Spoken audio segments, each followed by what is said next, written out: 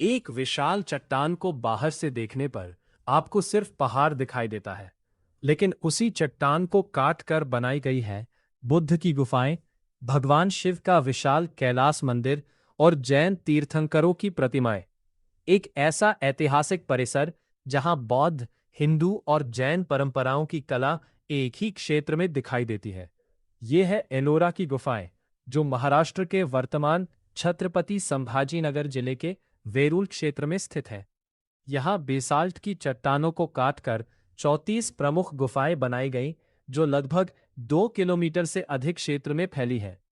UNESCO के अनुसार एलोरा का विकास मुख्यतः 6वीं से 12वीं शताब्दी ईस्वी के बीच हुआ। इन गुफाओं को 3 प्रमुख समूहों में बांटा जाता है। गुफा 1 से 12, बौद्ध गुफा 13 से 39, हिंदू या ब्राह्मण, और गुफा 30 से 34, जैन धर्म। यही एलोरा की सबसे बड़ी विशेषताओं में से एक है। बौद्ध गुफाएं 1 से 12, एलोरा की शुरुआती गुफाओं में बौद्ध मठ और पूजा से संबंधित संरचनाएं दिखाई देती है। इनका संबंध मुख्यतः महायान बौद्ध परंपरा से माना जाता है। इनमें सबसे प्रसिद्ध है गुफा संख्या 10, विश्वकर्मा गुफा। इसे कारपेंटर्स केव भी कहा जाता है।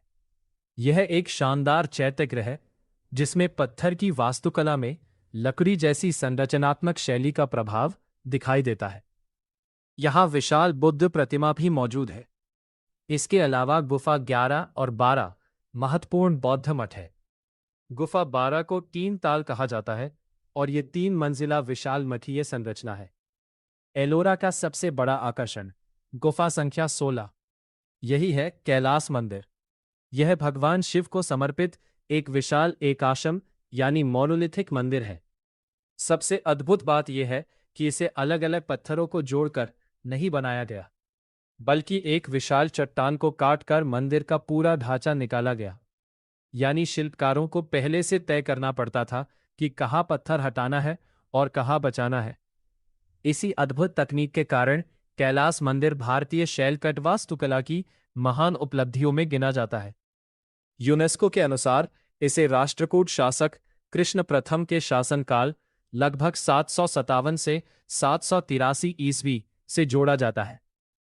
कैलाश मंदिर की मूर्तियों में शिव से संबंधित अनेक प्रसंगों के साथ रामायण और महाभारत से जुड़े दृश्य भी मिलते हैं। इनमें रावण द्वारा कैलाश पर्वत उठाने का दृश्य विशेष रूप से प्रसिद्ध है। गुफा 15 दशावतार गुफा, गुफा 21 रामेश्वर और गुफा 29 धूमरलेन ये हिंदू शैलकट वास्तुकला के महत्वपूर्ण उदाहरण हैं। अब आते हैं एलोरा के तीसरे धार्मिक समूह पर। गुफा 30 से 34 जैन परंपरा से संबंधित है। इनमें तीर्थंकरों की प्रतिमाएं और अत्यंत बारीक नक्काशी दिखाई देती है। इनमें सबसे प्रसिद्ध है गुफा 32 इंद्र सभा। ये जैन शैलकट वास्तुकला और मूर्तिकला का उत्कृष्ट उदाहरण है। एलोरा का महत्व पूरी दुनिया ने भी स्वीकार किया। 1983 में एलोरा की गुफाओं को यूनेस्को वर्ल्ड हेरिटेज लिस्ट में शामिल किया गया। यूनेस्को ने इसे क्राइटेरियन 1, 3 और 6 के आधार पर विश्व धरोहर का दर्जा दिया। एलोरा प्राचीन भारत की असाधारण कलात्मक और तकनीकी क्षमता तथा बौद्ध, हिंदू और जैन परंपराओं के सह अस्तित्व को समझने का महत्वपूर्ण प्रमाण है। अगर आपको भारत के इतिहास, पुरातत्व, संस्कृति और प्रतियोगी परीक्षाओं के महत्वपूर्ण तथ्यों पर आधारित वीडियो पसंद है, तो RA-IN-GS को सब्सक्राइब करें। वीडियो पसंद आए तो लाइक और शेयर जरूर करें।